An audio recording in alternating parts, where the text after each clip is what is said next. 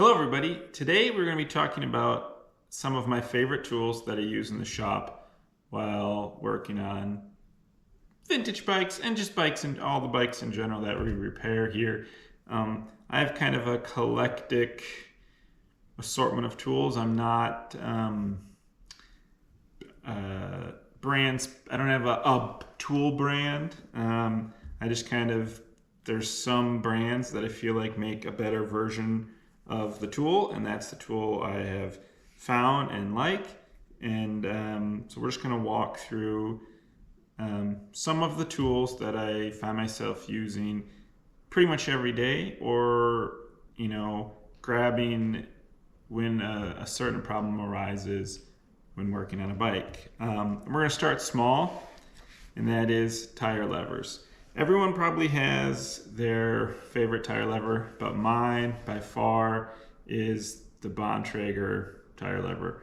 I just feel like they have the right shape and hook to get into tires, and they're not super flimsy, and I really like them. And they have the hook that goes to the rim bends down deep enough that you're not, sometimes you really worry that you're gonna break the spoke when you hook the hook in, but because this one bends down, it doesn't seem like I'm putting as much force on the spoke. So Bontrager red tire levers are my favorite. Continuing in the tire world, not so much with mountain bikes, but it does depend, that I use this, is the Kool Bead jack. For road bike tires, especially like Continental Gator skins and other puncture protection tires, I love this tool for helping to pop the bead on.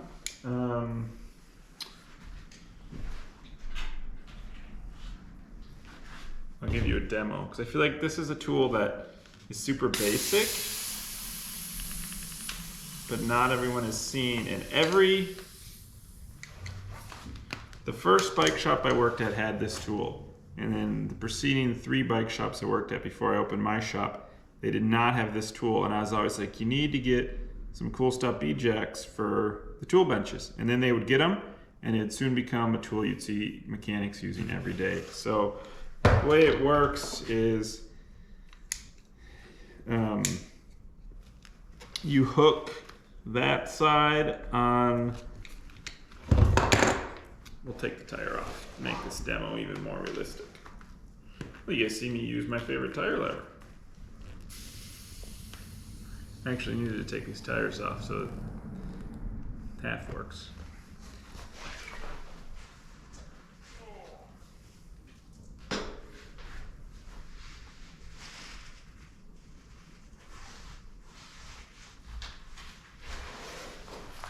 So you hook the tire and place the other side on the rim, and then you can just work your way peeling the tire on like so. And it just really saves my thumbs. And I know a lot of old bike mechanics that have arthritis in their hands, and I think a lot of it is from trying on stubborn tires. So Kool bead jack, great tool to have. Next, I'm a fan, and you can see I've pretty much used this one to exhaustion and I need to get a new one, but I'm a big fan of these small crank removers. Not so much that you don't have to take the pedal off, which that is a nice feature, but with the handle, if the crank's really hard to remove, the handles are only this long, you can't get a lot of torque. But with this one, or leverage, with this one, you can attack it with a crescent wrench or a big pedal wrench, and you can really wrench on it and pull the cranks off. So many different companies make these. I'm not even sure what brand this one is, but just the handleless crank removal tools. A new tool to the fleet that I'm super amped with is the Abbey tool dual cassette removal tool. So it's Shimano and Campy. I've broken multiple cassette removal tools for multiple different brands. And we've had this now at the shop for a month, and it was a super good investment. It's solid. It's great that they're both on there. So you grab one tool and you can do anything. And yeah, so far, A+ on this one from Abbey. Old bikes normally mean things are stuck or rusted on. And that's where the big Parktool PW4 comes in handy. This pedal wrench is going to get most pedals off without having to add extra leverage. So this is the go-to. We have one of these in each mechanic bench. It's great to have. Of course, you always need a handy-dandy crescent wrench. I find that a 12-inch crescent wrench is perfect for having around, for tightening up and getting off your crank tool, to attacking stubborn headset cups. I know that there's specific tools for that, but again, all those specific tools are really narrow. So if you're trying to put a lot of pressure on them, they hurt your hands. And if you tighten this up tight enough, you know, if there's already that stuck, damaging the headset is less of a concern than we just want to remove it. So I like, you know, the thicker handle on the crescent wrench for that job, just because those headset wrenches and bottom bracket wrenches are so thin that, and whenever you push on them, it just digs into the mitts. So big crescent wrench fan. Chain tool. I've used a ton of chain tools, and I'll have to say that this is my favorite. This is an older version of the Pedros Master or Shop tool. The new one is different, and I have not used the new one to know if it's better or worse.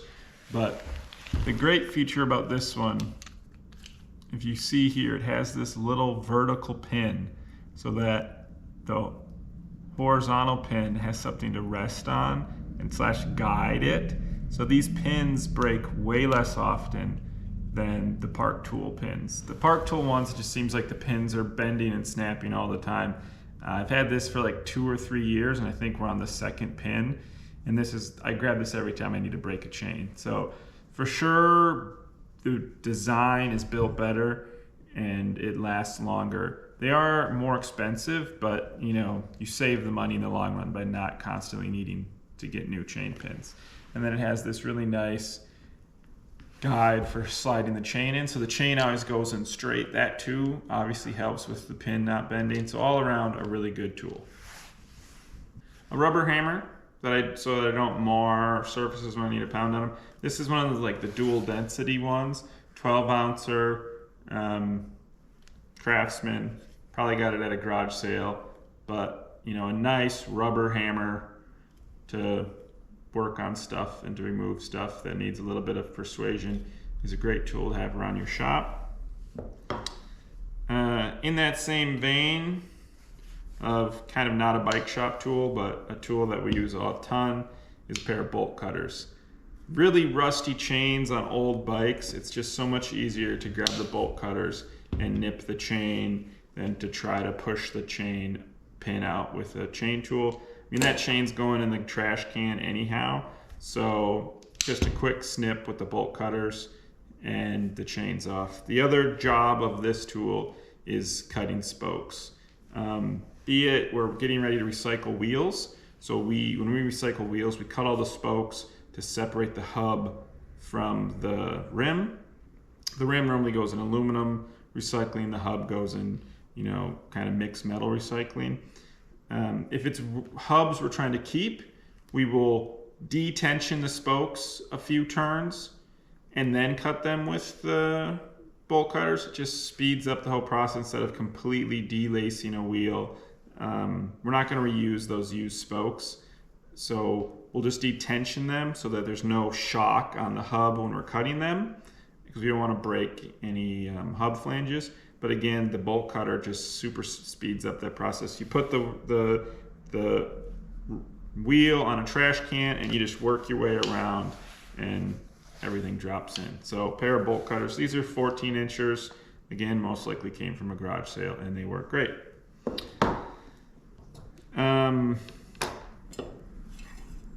Then we have the Schwinn breaker bar. This is a down tube of an old Schwinn cracked frame. We have a few of these at the shop. All of our breaker bars are just made from old down tubes. They're nice because it's a big diameter, so you know all the tools will easily slide in there. It's the right length. You know, it's not super long. If this isn't enough leverage on a bike part, you probably need to rewind and use some penetrating oil or whatever, because you're gonna, you know, I feel like anything longer than this, you're gonna start to break things, tools, or the part you're working on. So, you know, you don't need to buy a breaker bar. We just cut them out of broken bike frames. Next on the list is a nice caliper. Everything I feel like needs to be measured. Seat posts, diameters, headset cup diameters, crown race diameters, the length of bottom bracket spindles, the length of bottom bracket shells, hub widths. We're always measuring. And I like a dialed caliper. One, because it keeps my brain working. And two, I'm the only one that's making a mistake if I read it wrong. It's not that the digital caliper is set wrong or it's been dropped and the dial doesn't work anymore. This one we've had for a long time. It works good.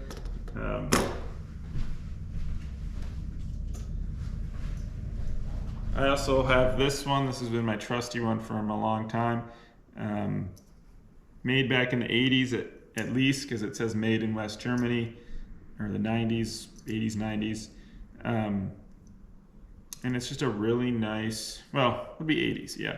Just a really nice caliper. It's not long enough to do hub spacing or frame spacing, but I do find myself using this one a lot also. Just a basic old caliper. And a few other things.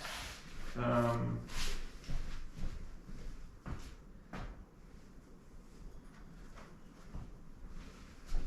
feel like can't help but mention my favorite bike lube, which is Shield T9. This stuff is great.